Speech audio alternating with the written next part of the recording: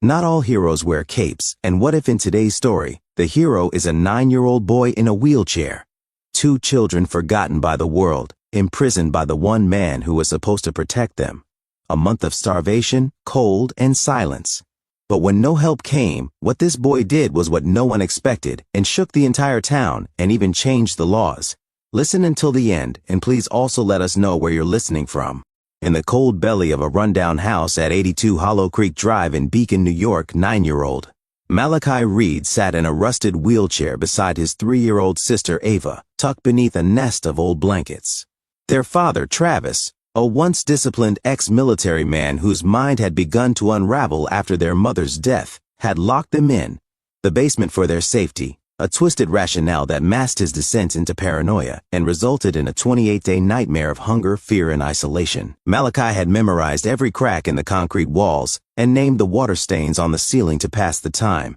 Ava, weak and pale, still asked for stories. And Malachi, always the protector, told her tales of a princess who lived in a magical underground palace, waiting to rise and reclaim her kingdom.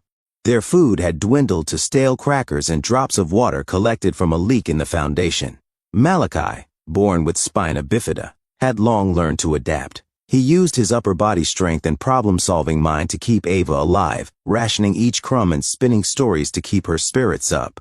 One night when Ava whispered, "I want to see the sun," Malachi made a silent vow they were getting out. While rummaging through old boxes in the basement, Malachi discovered an ancient smartphone buried beneath tangled cords. Though cracked and nearly dead, it still worked. With it, he began documenting their imprisonment, photos of the heavy deadbolt on the outside of the door, their sparse meals, Ava's shrinking frame. He took exactly 23 photographs, each a silent witness to their suffering. If they didn't survive, the photos would speak for them. Using a broken spoon handle and sheer, unrelenting determination, Malachi began loosening the screws on the industrial deadbolt that had kept them trapped for nearly a month. Each night, while Ava slept curled in her blanket nest, he chipped away in silence, careful not to make a sound that might betray his efforts. 4 screws, then 6. His arms ached, his fingers blistered, but he refused to stop. On the 28th day, with Ava unconscious beside him and the shadow of death creeping closer, he removed the final screw with trembling hands and opened the door to freedom. But freedom was 14 stairs away, stairs that his battered, decades-old wheelchair couldn't climb, each step a towering barrier between captivity and the outside world he had dreamed of for weeks. Cradling Ava in his arms, Malachi dragged himself up the wooden staircase using only his arms. His legs were dead weight, his arms burned, but he climbed. At the top, he faced another challenge, 5 locks on the front door. One by one, with frozen fingers, he undid them. The door creaked open, and snow poured in like light from heaven. He wrapped Ava in a blanket and whispered, "I'll be right back." Then he descended into hell once more to retrieve his wheelchair. With Ava bundled in his lap, Malachi wheeled into the snow-covered streets of Beacon at 3:30 a.m. The wind was brutal, the snow blinding. Streetlights cast pale halos across the ice. They were alone, frozen, starving. Still, he pushed forward. "Tell me about the sun," he said, urging Ava to stay awake. But she had gone limp in his arms. Just when hope began to fade, Malachi saw it, a beacon of yellow light in the snow, Crosswinds 24/7 marked. Inside was Janelle Morris, the night clerk and a former EMT. When Malachi pushed open the door, Janelle saw 2 half-frozen children wrapped in damp blankets. Her instincts kicked in instantly. Janelle warmed them with emergency blankets, gave them water, and called 911. She saw the blood on Malachi's hands, the bruises on Ava's thin arms, the hollow look in his eyes that spoke of exhaustion far beyond his years.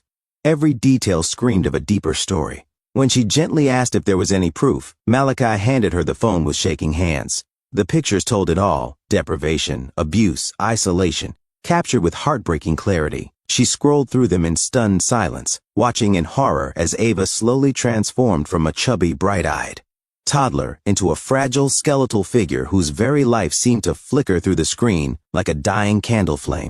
Detective Maya Ellison arrived as paramedics rushed Ava to Hudson Valley Children's Hospital.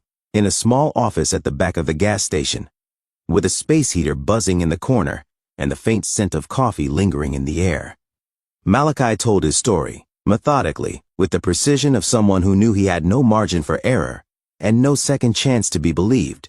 He spoke of his father's spiraling paranoia, the suffocating weeks of captivity, the gnawing hunger, and the final night when he carried Ava up the stairs with nothing but his arms and willpower. He never cried, but Maya saw the weight in his eyes, the eyes of a child who had aged far too much in too little time. The photos, he told her, voice steady but barely above a whisper. Make sure the police see all 23. They tell the truth. Later that morning, Travis Reed was found unconscious behind Murphy's Tavern, overdosed and muttering incoherently about people watching him through the walls, convinced that someone had been following him for weeks. Disoriented, paranoid, and barely breathing, he was rushed to the ER, stabilized under police watch, and immediately placed under arrest once conscious. The photos Malachi had taken became front-page news across New York State and irrefutable evidence in the trial. While Ava recovered in the hospital, social services located their aunt, Vanessa Reed Campbell, a nurse in Schenectady. She had tried for months to reconnect with her brother's family but had been shut out. Now she vowed to protect what was left of it. Vanessa painted Ava's new bedroom in soft pinks and filled it with glow-in-the-dark stars. For Malachi, she installed a workstation for his love of engineering and coding. They were finally home. Travis Reed pleaded guilty and was sentenced to 15 years in prison. At the sentencing, Vanessa read statements from both children. Ava's was simple. My brother saved me. I'm not scared anymore, Ava said, clutching a stuffed bear as her voice echoed in the hushed courtroom. The judge paused, visibly moved. Malachi's statement followed, closing the courtroom in stunned silence. His voice was calm but carried the quiet strength of someone who had seen too much and survived all of it. I documented our suffering because I knew one day someone would care, and now they do. I forgive my father, but I will never forget.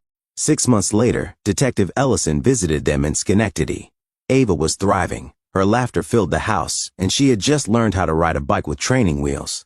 Malachi was building intricate robotics from donated kits and had become a local hero, giving talks to social workers and educators about spotting the hidden signs of abuse and neglect that almost stole their lives. I want to be an investigator one day, he told her, or an engineer who helps police. Maybe both. You already are both, Maya said. And you did it before turning 10.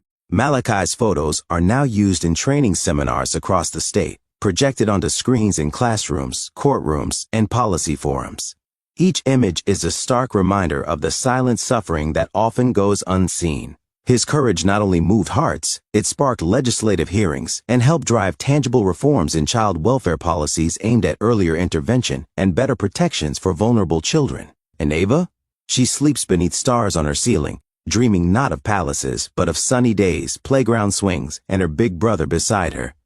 Because in this story, the princess didn't need saving. She rescued herself and took her brother with her. If you were in Malachi's place, what would you have done? Would you have had the courage to save yourself and your sister despite your disabilities? If you found someone in situations like that, would you have jumped in to help? Please do let us know in the comments, and thank you for listening to Storyline Narratives.